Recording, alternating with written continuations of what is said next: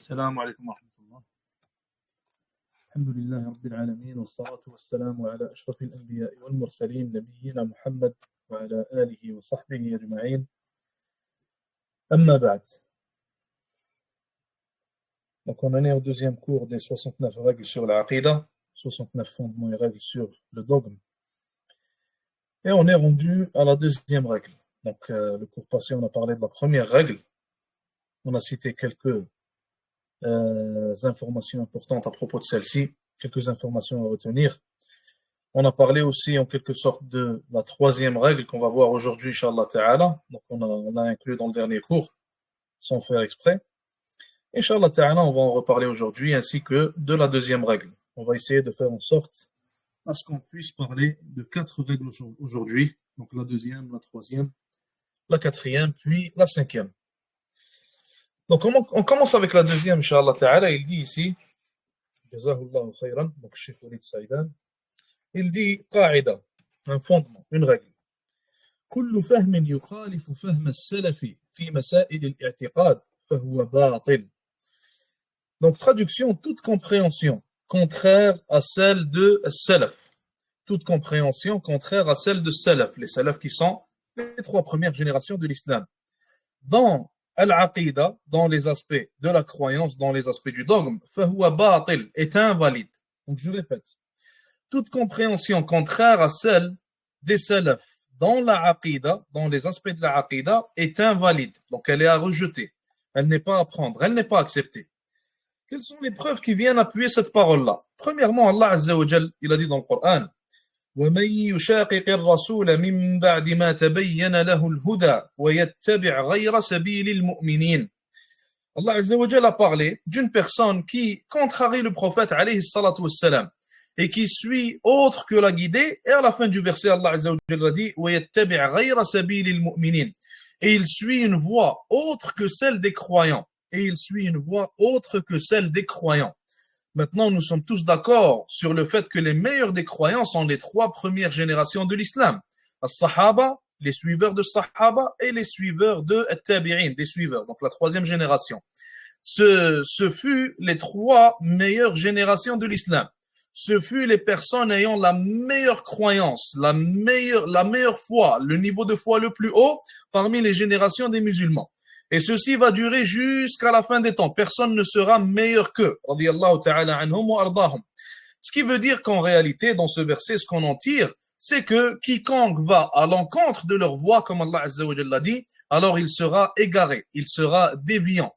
Donc ici, cette qa'ida, elle est appuyée, donc ce fondement est appuyé par ce verset-là.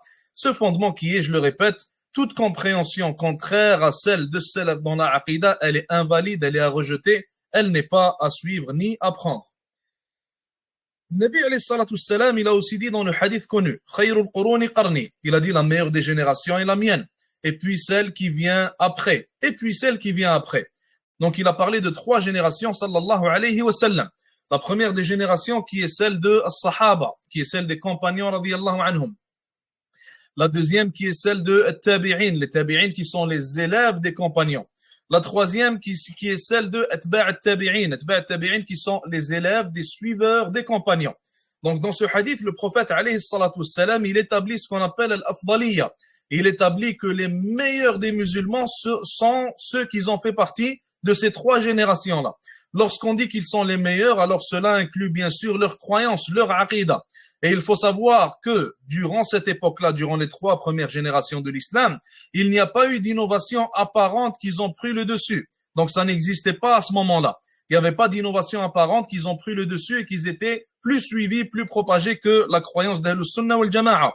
Ce qui est arrivé à d'autres époques, مثلا, vers les années 300, vers les années 400, vers le temps d'Ibn Taymiyyah, rahimahullah. Donc ces époques-là, il y avait la aqida d'Ahlus Sunnah qui était propagée, la croyance d'Ahlus Sunnah wal Jama'a, mais à certains moments, on voyait que مثلا, la aqida des Ash'ari, la aqida des gens du Kalam, etc., avait le dessus dans certains endroits, et avait le dessus dans certaines époques, donc durant certaines époques.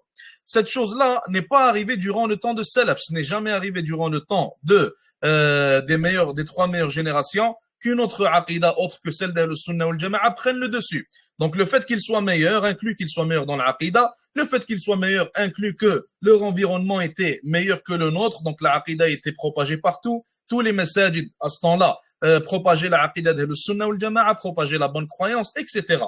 Donc pour ça, encore une fois, que ce hadith-là vient appuyer ce fondement qui est, je le répète encore une fois, toute compréhension contraire à celle de Salaf dans les aspects de la aqida est à rejeter, elle est invalide, elle n'a aucune valeur. Donc, quelques points à citer à propos de ce deuxième fondement. Quelques points à citer à propos de ce deuxième fondement. Premièrement, comment est-ce qu'on applique ce fondement-là? Une première manière de l'appliquer, c'est qu'on rejette toute croyance, tout aspect de la croyance contraire à la croyance des salafs. Qu'est-ce qu'on veut dire par là? Lorsqu'on ouvre maintenant les livres de salaf, on voit très bien que chacun d'entre eux, chacun de leurs savants, chaque individu dans ce temps-là qui était sur la guidée, établissait les attributs d'Allah Azza wa Jal d'une certaine manière. Et ils étaient tous d'accord, ils avaient consenti sur le fait qu'Allah Azza wa Jal, il est quelque part et il est au-dessus de son trône. Et ça, c'est seulement un exemple. Maintenant, il y a des gens qui sont venus par après, qui sont venus après le temps de salaf, qui ont rejeté cette aqida, qui ont contrarié cette croyance qui est celle d'Ahlus Sunnah wal Jama'a. Et ils se sont mis à dire Allah Azza wa Jal n'a pas d'endroit. Ils se sont mis à dire Allah Subhanahu wa Ta'ala, il est partout. Certains, ils ont dit ça. D'autres, ils ont dit il est nulle part, il n'a aucun endroit, on ne peut pas se dire qu'il est quelque part. D'autres, ils ont dit qu'Allah Azza wa Jal, il est avec nous sur cette terre, etc. Donc, il y a eu différentes croyances innovées qui sont apparues par après.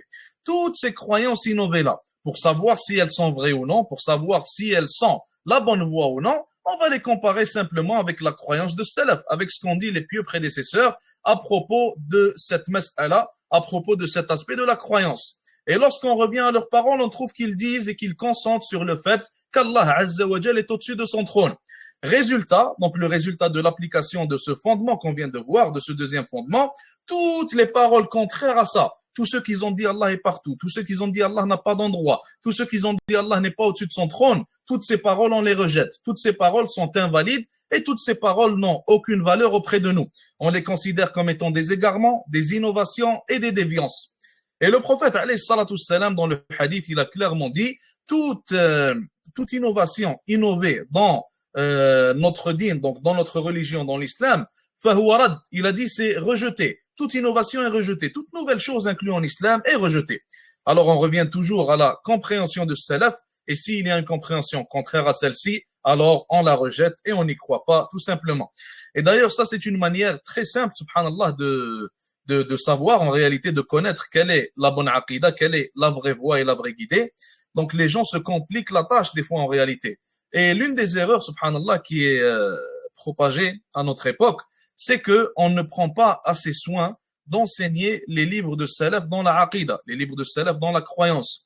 Donc on va beaucoup entendre mathalan parler des livres de Muhammad ibn Abdul Wahhab rahimahullah, des livres d'Ibn Taymiyyah, d'Ibn al-Qayyim rahmatullahi alayhima. Donc on entend parler de ces grands savants, de ces grandes montagnes de savoir, donc ces représentants et ces guides de l'islam en réalité, mais on n'entend pas assez parler mathalan des livres de aqida de l'imam Ahmad, de l'Humaydi rahimahullah, de l'Muzani rahimahullah, de l'Raziyayn. On n'entend pas parler de ces livres-là. Sarih al-Sunnah de Tabari par exemple, ou alors Usul al-Sunnah de l'Lalaka'i, tous ces livres-là qui sont des livres de aqida de salaf. Maintenant, quelle est la problématique avec cette méthodologie? Cette méthodologie qui est d'enseigner les livres de ceux qui sont venus après salaf, donc les livres de aqida, et de ne pas prêter attention aux livres de salaf. Quelle est la problématique avec cette méthodologie? La problématique est la suivante. Maintenant, lorsqu'une personne va étudier tous les livres de Muhammad ibn Abdul Wahhab et d'Ibn Taymiyyah rahimahumallah, même s'ils sont de grands savants, il faut savoir que leurs livres en réalité sont une vulgarisation des livres de salaf. Donc ils ont pris le contenu des livres de salaf, ils l'ont mis dans leurs livres en facilitant la manière dont c'est dit, en facilitant la manière dont c'est expliqué et en compilant les différentes informations qu'on trouve à droite et à gauche dans les livres de salaf. Mais étudier seulement ces livres-là est un problème, car lorsqu'une personne étudie seulement ces livres-là, alors il n'aura pas connaissance de la aqida de salaf. Ça veut dire qu'il n'a pas en réalité cette certitude dans son cœur que les salaf étaient sur la même voie que celle sur laquelle je suis en ce moment. Donc s'il va se faire réfuter maintenant par un Ash'ari ou alors par un Maturidi, qui eux aussi prétendent suivre les salafs, il ne saura pas comment répondre, il ne saura pas ramener des preuves parmi les paroles de salaf, il ne saura pas prouver qu'il est réellement celui qui suit salaf, et eux ne le sont pas, car il est ignorant de ce qu'il y a dans les livres de as-salaf as-salih, donc des pieux prédécesseurs, rahmatullahi alayhim. Alors que si on faisait le contraire, comme l'a dit Cheikh Tarif, si on faisait le contraire et que le musulman commençait par apprendre le contenu qu'il y a dans les livres de salaf, et par après, bien sûr, il pourrait profiter des livres d'Ibn Taymiyyah, de Muhammad ibn Abdul Wahhab, rahmatullahi alayhim. Si on commençait par les livres de salaf, alors après son étude, il aura la pleine certitude qu'il est sur la bonne voie, qu'il est sur la même voie qu'Abu Bakr, que Omar radiyallahu anhuma, que Uthman, que Ali, que l'imam Ahmed, que Abu Hanifa, que l'imam Malik, que Shafi'i, etc. Il aura la certitude d'être sur la même voie qu'eux. Donc personne ne pourra jouer avec lui, personne ne pourra prétendre suivre les salafs et prétendre que lui ne le fait pas, car il a la connaissance de ce qu'il y a dans ces livres-là. Donc on ne pourra pas jouer avec lui. Et d'ailleurs, beaucoup parmi les gens qui étudient seulement les livres de Cheikh Mohammed ibn Abdul Wahhab, de l'imam ibn Taymiyyah, mathalan, rahmatullahi alayhima, beaucoup parmi eux, lorsqu'ils se font réfuter par des Asha'ira, des Maturidiyya, etc., ils ne savent pas comment répondre à ça. Et beaucoup parmi eux ont été affectés par ces réfutations et ont délaissé la voie des salafs car ils sont ignorants, encore une fois, de ce qu'il y a dans les livres de salaf. Donc, faut faire attention à ça. Il faut avoir, Inch'Allah Ta'ala, la bonne méthodologie. Cheikh Tarifi, il a dit, Fakallahu Asrah, lorsqu'une personne va commencer par étudier donc les paroles de Sahaba, après les paroles de Tabi'in, après les paroles des générations venues après, lorsqu'il va arriver à notre époque aujourd'hui, et qu'il va entendre mathalan que beaucoup parmi les gens aujourd'hui, beaucoup parmi les gens de savoir, ils ont une opinion, donc ils prônent une opinion qui est contraire à celle d'Abu Bakr, de Omar, de Uthman, radiyallahu anhum, il n'aura pas peur d'aller à l'encontre de cette opinion-là, et il n'aura pas peur de les contredire, car il sait que dans son rang, il a avec lui Abu Bakr, il sait que ce qu'il croit, c'est la croyance de Omar, il sait que ce qu'il est en train de dire, c'est la parole de Uthman, radiyallahu anhum, donc il n'aura pas peur d'aller à leur encontre. Et en réalité, le dîn, c'est comme ça qu'il devrait être pris. Il devrait être pris de la première génération qui est la meilleure, puis des deux qui viennent après, qui sont les meilleurs par après, et par après, on monte de génération en génération, et on profite de tous ceux qui sont en accord avec les trois premières générations. Un deuxième point qui est relié à l'application de ce deuxième fondement, c'est qu'il faut propager les paroles de salaf. Il faut faire aimer aux gens les pieux prédécesseurs. Il faut parler d'eux, il faut parler de leur biographie. Donc, il faut partager leur savoir, il faut enseigner leur savoir, il faut étudier leur savoir. Et il faut faire revenir en réalité les musulmans à la compréhension de ces trois meilleures générations-là. Et d'ailleurs, l'imam Malik, rahmatullahi alayhi, il a dit « Rien ne réformera les derniers de cette umma autre que ce qui a réformé les premiers de cette umma. » Donc, ce qui a réformé les premiers de cette umma, c'est le Coran, c'est le livre d'Allah Azza wa Jal et la sunna de son prophète alayhi salatu wassalam. Et ils ont été les meilleurs à le comprendre. Donc, si nous, on revient à leur compréhension, on revient à leur ilm, on revient à la connaissance qu'ils ont propagée, Inch'Allah Ta'ala, on aura beaucoup plus de chances de se rapprocher et d'être le plus possible comme eux, Inch'Allah Ta'ala, et de réformer notre umma. Car en réalité, la umma, elle est dans l'état dans lequel elle est, car on a délaissé la religion, on a délaissé la bonne compréhension du Coran, on a délaissé la bonne compréhension de la Sunna, et si on revient à leur compréhension qui était la meilleure, alors on pourra réformer, Inch'Allah Ta'ala, la Ummah. Un autre point important, c'est que ceci vient fermer la porte, en réalité, aux nouvelles interprétations.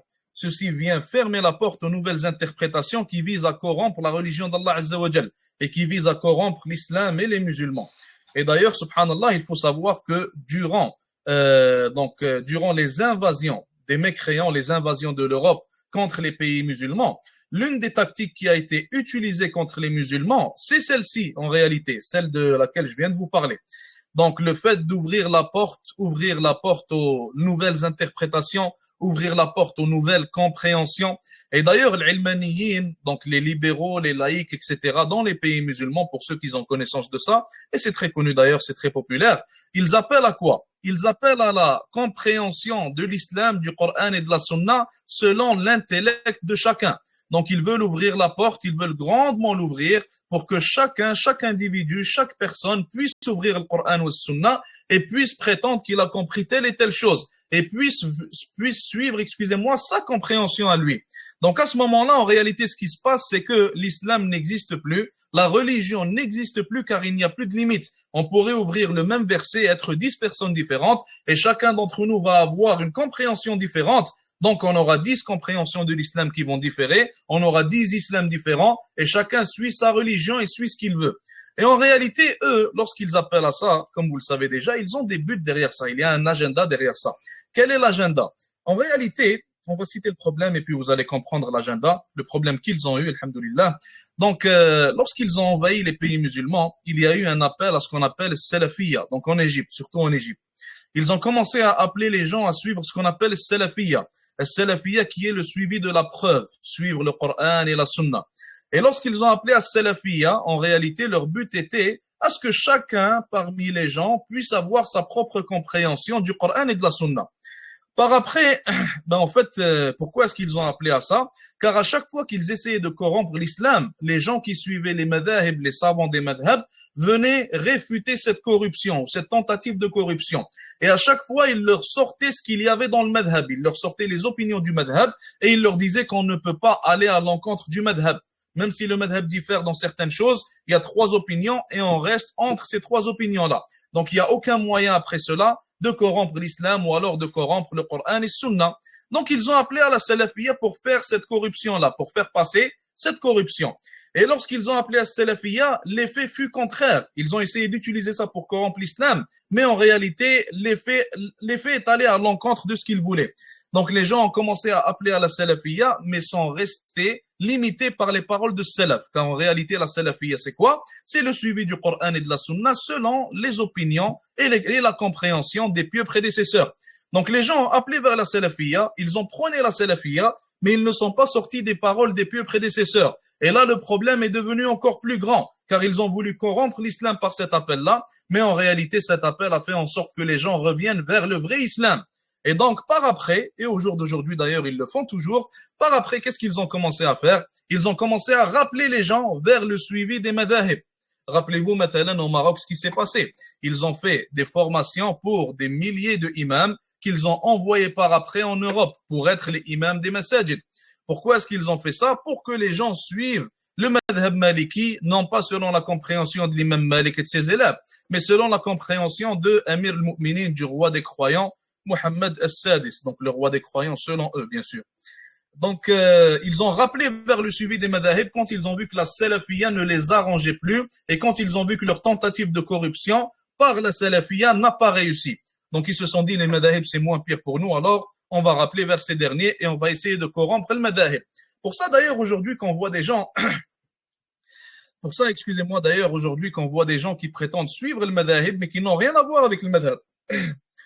Donc, Mithal, par exemple, certains parmi eux vont prétendre suivre le madhab al-maliki, mais ils vont pas avoir de barbe. Alors que le madhab al-maliki, il ne dit pas de ne pas avoir de barbe. Ils vont prétendre suivre, matalan, le madhab al-hanafi, par exemple, mais ils vont accepter tout ce qui est démocratie, tout ce qui est libéralisme, tout ce qui est laïcité, etc. Alors que le madhab al-hanafi, il dit complètement le contraire de ça. Et le madhab hanafi, subhanallah, dans certains aspects, il est l'un des plus mutashaddid, il est l'un des plus durs, surtout face à ce qui est laïcité, démocratie, face à ce qui est libéralisme, etc. Donc, ça, c'était une parenthèse qu'on faisait pour expliquer qu'en réalité, limiter la compréhension ou limiter la aqida à la compréhension des salafs seulement, ça vient fermer la porte à toute mauvaise compréhension, à toute corruption de l'islam et des musulmans. Et c'est ça l'un des buts primordiaux de la charia en réalité, l'un des buts primaires de la da'wa qu'on devrait faire, la da'wa qu'on devrait propager, c'est de fermer la porte à tout mal et fermer la porte à toute corruption et à toute mauvaise compréhension. Donc, quelles sont les vertus de ce deuxième fondement? Quelles sont les vertus de cette deuxième règle? La première vertu, c'est que les gens seront guidés vers la vérité.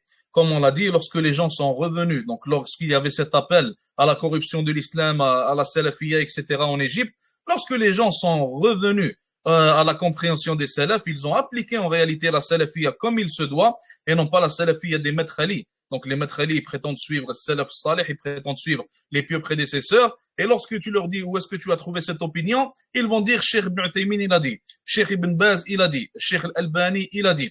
Donc ce sont de grands chouyours, des savants, des montagnes de savoir, rahmatullahi alayhim jami'an, mais ils ne font pas partie des pieux prédécesseurs. Et lorsqu'on voit une opinion, mathalan, parmi les opinions de Salaf, et on voit un imam contemporain aller à son encontre, alors avec tout le respect qu'on lui doit, on ne va pas suivre son opinion et on va la délaisser. Donc si on prétend suivre Salaf, on doit réellement suivre les vrais Salaf et non pas les imams contemporains qui eux-mêmes suivent Salaf.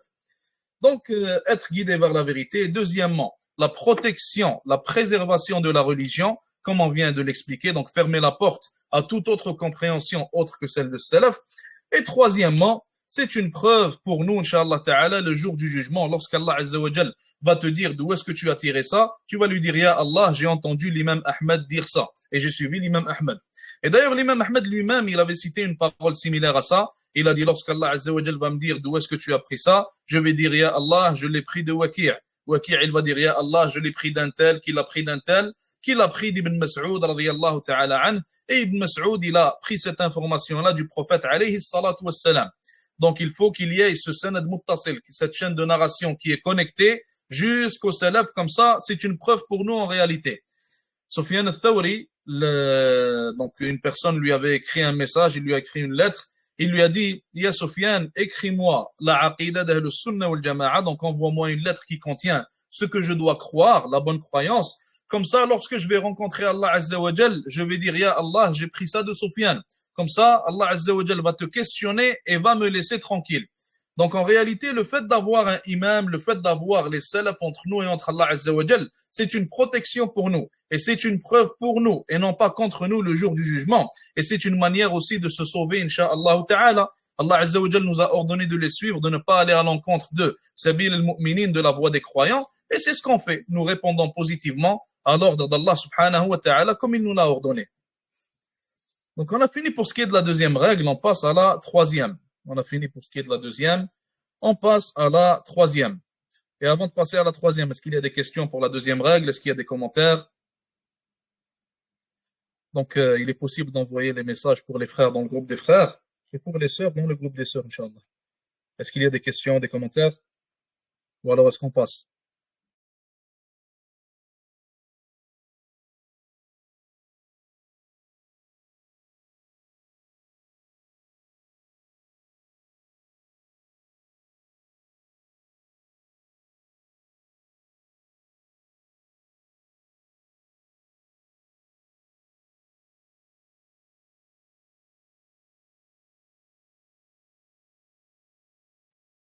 Pas de questions, pas de commentaires, on passe à la troisième. Donc il dit ici, Jazahullah khayran, qa'ida, fondement.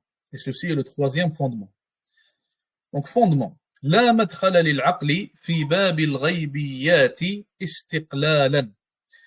Donc traduction, l'intellect n'a aucune place en réalité, il n'a aucune manière, si on pourrait dire ça comme ça, ou aucune place. Donc l'aql, l'intellect, n'est pas là pour comprendre al-ghaybiyat, pour comprendre ce qui fait partie du monde de l'invisible. Istiqlalan, indépendamment. Et ce mot-là, il est très important, il faut mettre des traits sous ce mot-là. Indépendamment. Donc je répète, l'intellect ne peut comprendre ce qui fait partie du monde de l'invisible indépendamment. L'intellect ne peut comprendre ce qui fait partie du monde de l'invisible indépendamment. Et ce point-là, il est très important. Ce point-là, on en a parlé d'ailleurs dans le premier cours. Pour ceux qui n'étaient pas là, je vous invite à y revenir, Inch'Allah. Mais on va en reparler brièvement et on va aussi peut-être poser quelques questions, tester votre compréhension. Donc, la première question qu'on va poser, Inch'Allah, vu qu'on en a déjà parlé, pourquoi est-ce que vous pensez qu'à la fin, il nous dit istiqlalan? Pourquoi est-ce qu'à la fin, il nous dit indépendamment? Donc, quel est le besoin pour citer que l'aql, l'intellect, ne peut pas comprendre ce qui fait partie du monde invisible indépendamment? Pourquoi est-ce qu'il rajoute indépendamment? Est-ce qu'il a réellement besoin de rajouter ce mot-là? Ou alors est-ce que c'est un ajout qui n'est pas nécessairement bénéfique? Qu'est-ce que vous en pensez?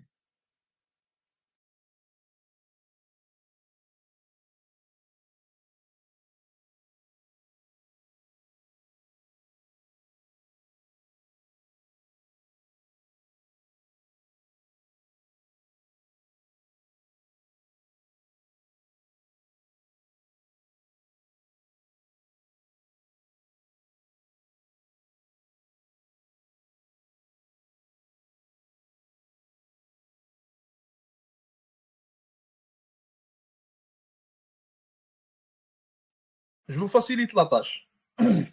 Si on dit مثلا, si je vous demande par exemple, مثلا, والعياذ بالله, dessinez-nous, ou plutôt dessinez-moi Allah Azza wa Jal. Si je vous demande ça, est-ce que l'un d'entre vous aura la capacité de dessiner Allah Azza wa Jal? Est-ce que l'un d'entre vous aura la capacité de dessiner Allah subhanahu wa ta'ala? La réponse, bien sûr, c'est non. Personne n'a la capacité d'utiliser son intellect et de dessiner grâce à ce dernier Allah Azza wa Jal. Maintenant, je vous demande de m'expliquer simplement, de me parler, مثلا, de me décrire l'un des anges. Est-ce que vous pouvez me décrire l'un des anges qu'Allah Azza wa Jal a créé, n'importe lequel? Est-ce qu'il y a possibilité de me décrire l'un des anges qu'Allah Azza wa Jal a créé?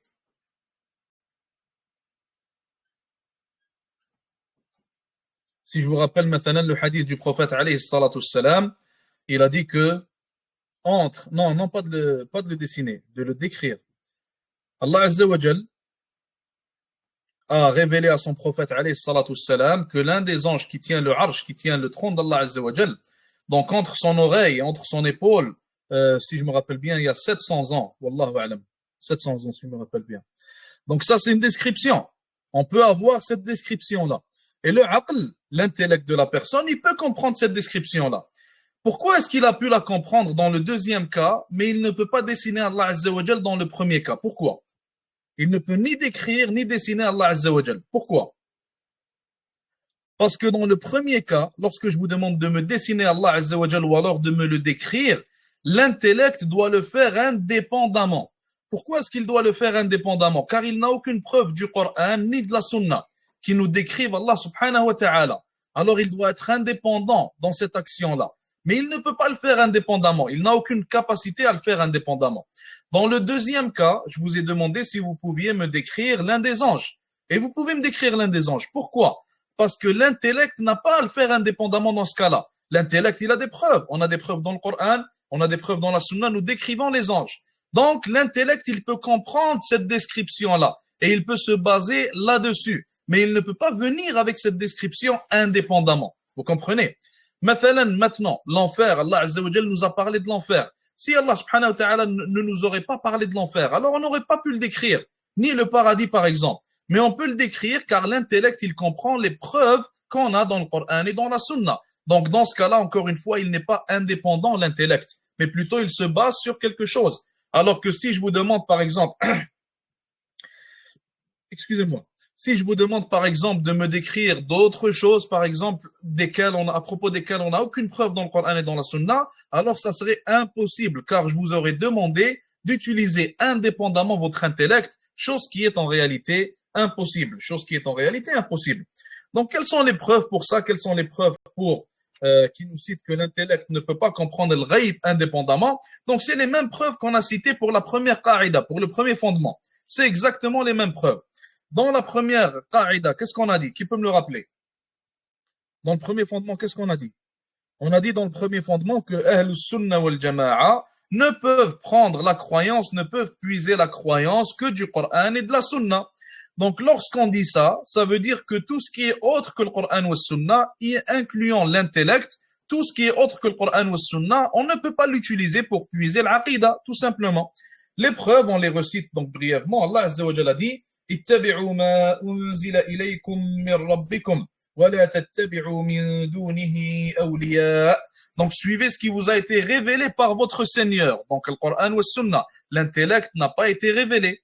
Et d'autres preuves, bien sûr. Wa'tasimu bihablillahi jami'an wa la tafarraqu. Donc accrochez-vous tous au câble d'Allah, son câble qui est le Coran, qui est sa révélation, etc. Maintenant, à quoi est-ce que l'intellect sert? Maintenant, à quoi est-ce que l'intellect sert? Et avant d'y répondre, je veux que vous y répondiez, Inch'Allah. On l'a cité d'ailleurs au dernier cours. L'intellect nous sert à quoi? Est-ce que l'intellect est un outil de législation? Ou alors est-ce qu'il est un outil qui sert à autre chose? L'intellect de l'être humain a été créé pour servir à quoi? Est-ce que c'est un outil de législation ou alors c'est un outil qui sert à autre chose?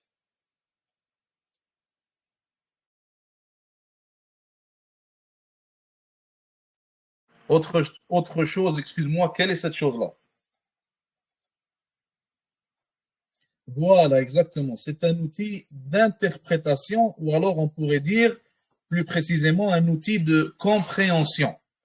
Al-aql, adatu idrak. En arabe, on l'appelle adatu idrak, un outil de compréhension. Un outil qui sert à comprendre.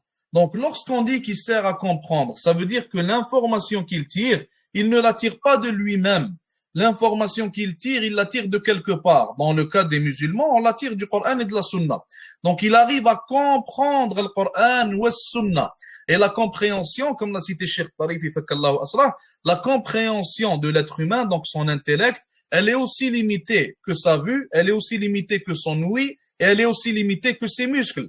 Donc, maintenant, l'être humain, il ne peut pas tout voir, il ne peut pas tout entendre, il ne peut pas lever des choses trop lourdes pour lui, et il ne peut aussi pas tout comprendre. Donc, de la même manière que tu vois pas tout, tu comprends pas tout. De la même manière que tu n'entends pas tout, tu peux pas tout comprendre. De la même manière que tu ne peux pas tout lever, car tu as des limites musculaires, tu ne peux pas tout comprendre, car tu as des limites intellectuelles, tout simplement. Donc, l'intellect sert à comprendre, mais il faut garder en tête qu'il ne peut pas tout comprendre. Donc, pourquoi est-ce qu'on cite ça? Quelle est l'importance en réalité de ça? À quoi ça nous sert de citer tout ça? Est-ce que vraiment c'est bénéfique de citer aux gens que l'intellect ne peut pas légiférer? Oui, c'est très important. Pourquoi c'est important? Car il y a énormément de sectes, parmi eux l'Asha'ira, le Maturidiyya, le Mu'tazila, le Jahmiyya, les libéraux au jour d'aujourd'hui, les laïcs, etc. Toutes ces sectes-là appellent à l'utilisation de l'intellect et ils appellent à la législation en utilisant l'intellect. Maintenant, aujourd'hui, les parlements, pourquoi est-ce que l'islam il a un problème avec la démocratie?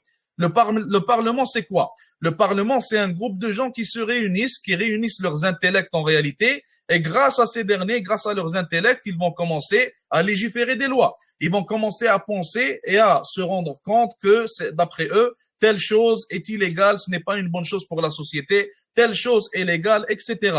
Mais l'islam vient réfuter, l'islam vient rejeter tout ça. Pourquoi l'islam vient rejeter tout ça? Car l'islam vient te dire que ton intellect ne te sert pas comme étant un outil de législation, car il ne peut pas légiférer. L'intellect ne peut même pas comprendre le ghaibiyat, il peut même pas comprendre l'invisible en réalité. L'intellect, il est différent d'une personne à une autre, il va différer. Donc, tu délaisses ton intellect et tu légifères grâce à quoi? Grâce au Coran et grâce à la Sunna. Allah Azza wa Jal, c'est lui le seul législateur. Allah subhanahu wa ta'ala, il est parfait. Il ne fait pas d'erreur, il n'oublie pas, il ne change pas. Allah Azza wa Jal, il n'est pas comme l'être humain. L'être humain aujourd'hui, il voit une chose comme étant mauvaise, le lendemain, il la voit comme étant bonne. L'être humain aujourd'hui, il voit une chose comme étant un problème, le lendemain, il le voit comme étant une solution. Tout ça dû à l'imperfection de son intellect. Donc l'islam vient fermer la porte à tout ça et on vient dire que l'intellect, il n'a rien à voir avec le ghaibiyat, avec tout ce qui est relié au monde de l'invisible indépendamment. Et de la même manière, il n'a rien à voir avec la législation indépendamment, tout simplement. Donc, première chose à tirer, à garder en tête, l'intellect est un outil de compréhension et non pas un outil de législation. Un deuxième point, un deuxième point. L'intellect peut comprendre ce qui est matérialisé et ne peut pas comprendre ce qui est invisible. Je le répète. L'intellect peut comprendre ce qui est matérialisé, ce qu'il peut voir, ce qu'il y a devant lui. L'intellect ne peut pas comprendre l'invisible. Mathalan, l'invisible, comme on l'a cité au début du cours. Définis-moi par exemple, ou alors décris-moi un ange. Tu n'as jamais vu l'ange, tu ne peux pas le décrire. Décris-moi par exemple le monde de l'barzakh, le monde qu'il y a donc entre la mort de l'individu et entre le jour du jugement. Personne ne peut le décrire car personne ne l'a vu. L'intellect peut te décrire ce qu'il a déjà vu. L'intellect peut décrire ce qu'il a entendu. L'intellect peut décrire ce qui est matériel. Mais lorsqu'on rentre dans le monde de l'invisible, alors l'intellect ne peut rien décrire de tout cela. Donc, lorsqu'on rentre dans le monde de l'invisible, ce qu'on doit faire en tant que musulman, c'est as-sam'u wa ta'a. On écoute, on a entendu et on obéit. Tout ce qu'Allah Azza wa Jal nous dit à propos du monde de l'invisible, alors il faut savoir que c'est vrai et c'est réel et c'est la vérité. Et on y croit aveuglement car on sait qu'Allah Azza wa Jal est vrai. Maintenant, l'athée va venir te voir et il va te dire que vous, les musulmans, vous croyez aveuglement et que vous n'avez aucune preuve matérielle pour l'existence de Dieu. Est-ce que ça c'est vrai? Est-ce que ce point-là est vrai ou alors est-ce qu'il est faux? Comment tu vas réfuter cette ambiguïté? Pourquoi non? Si vous me dites non, dites-moi pourquoi non. Si vous me dites oui, dites-moi pourquoi oui.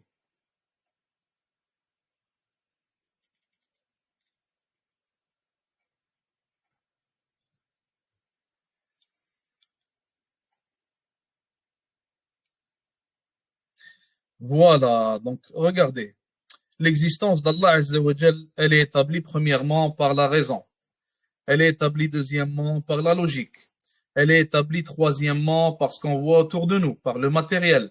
Et d'ailleurs, ça va être le sujet du prochain cours de l'explication de Tahawiyya. Donc, je vous invite à y être présent, Inch'Allah, tous les lundis vers l'heure de Maghreb à Montréal. Donc, je vous conseille d'y venir. C'est un cours très important, très intéressant. Et il va être, Inch'Allah Ta'ala, très bénéfique, car on doit comprendre ces points-là en tant que musulmans.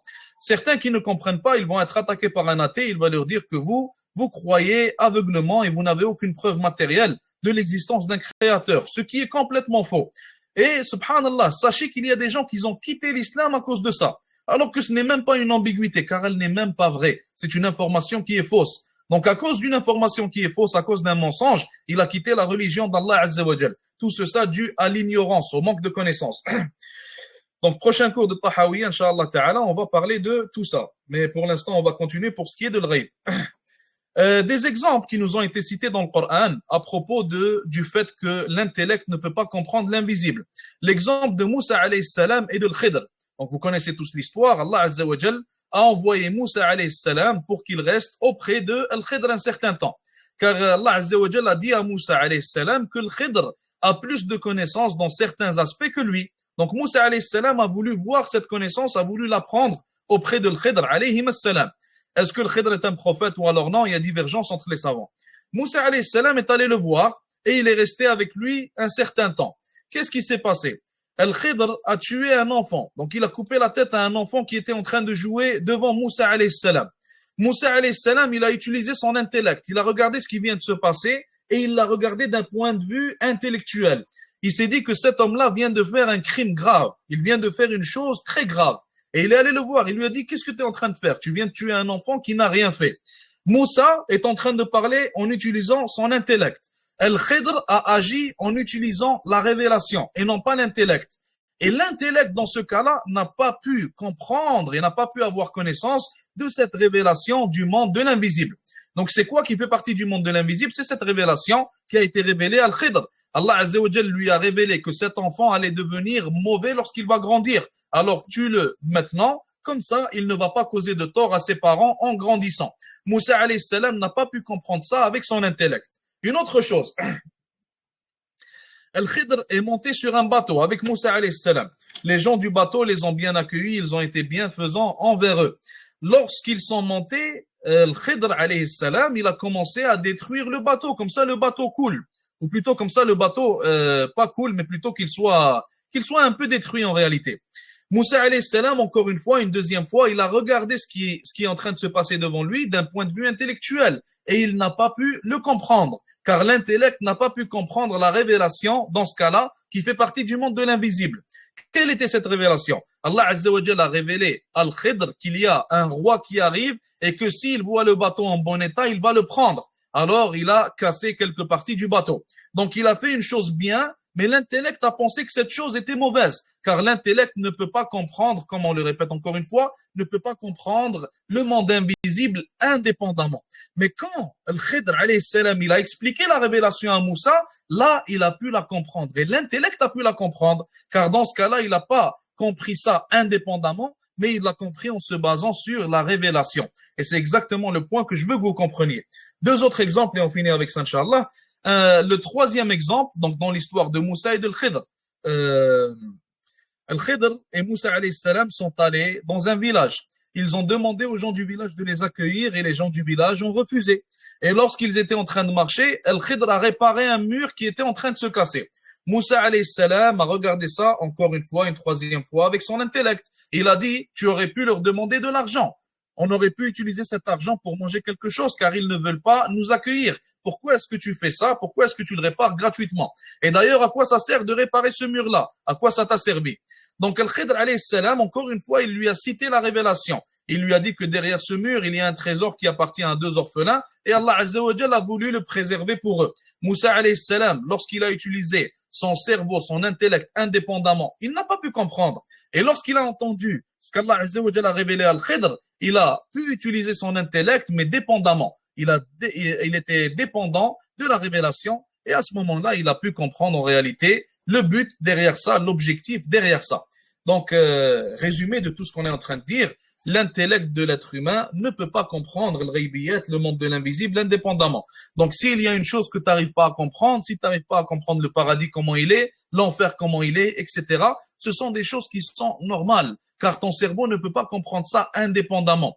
Mathalan, est-ce que tu peux comprendre le fait qu'il y a des gens qui seront en enfer, qui vont brûler, Allah Azza wa Jalla va les brûler, et par après, subhanallah, lorsque tout leur corps va brûler, leur corps va être remis à neuf.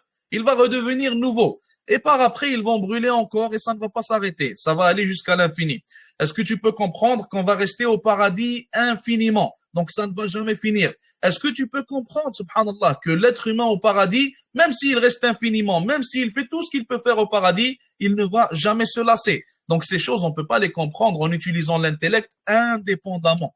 Mais lorsqu'on a la révélation, lorsqu'Allah Azza wa Jalla, on sait qu'Allah Azza wa Jalla est vrai, on sait que sa religion, c'est la vérité, on sait que tout ce qu'il dit, subhanahu wa ta'ala, c'est ce qu'on doit croire, ça doit faire partie de notre croyance, on doit en être certain. Là, on peut comprendre, dépendamment de la révélation, toutes ces choses-là qu'on vient de citer. Un dernier exemple, Allah Azza wa Jalla, ou Moussa alayhi salam, encore une fois Moussa alayhi salam, beaucoup d'histoires avec lui, Moussa alayhi salam. D'ailleurs, il est le prophète qui a été le plus cité dans le Coran. Donc, il a demandé à Allah subhanahu wa ta'ala de le laisser le voir. Il a voulu voir Allah azza wa jal. Allah subhanahu wa ta'ala, il lui a dit, tu ne peux pas me voir. Et lorsque Allah azza wa jal dit ça à Moussa alayhi salam, s'il utilise simplement son intellect, il ne peut pas comprendre. Il va se dire, comment ça je ne peux pas voir Allah azza wa jal. Et Allah subhanahu wa ta'ala a voulu lui prouver qu'il ne peut pas le voir par une chose que son intellect peut comprendre. Il lui a dit, regarde la montagne qu'il y a en face de toi.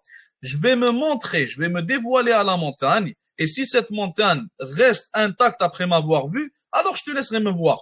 Allah Azza wa Jal s'est dévoilé à la montagne et la montagne, elle a été détruite instantanément. Lorsque Moussa alayhi salam, il a vu ça, premièrement, il a compris de par son intellect qu'il ne peut pas voir Allah Azza wa Jal. Et deuxièmement, tellement ça l'a surpris, subhanallah, il est tombé inconscient, alayhi salam. Donc, par là, Allah Azza wa Jalla a voulu montrer à Moussa alayhi salam, en prouvant à son intellect qu'il ne peut pas voir Allah subhanahu wa ta'ala dans cette dunya.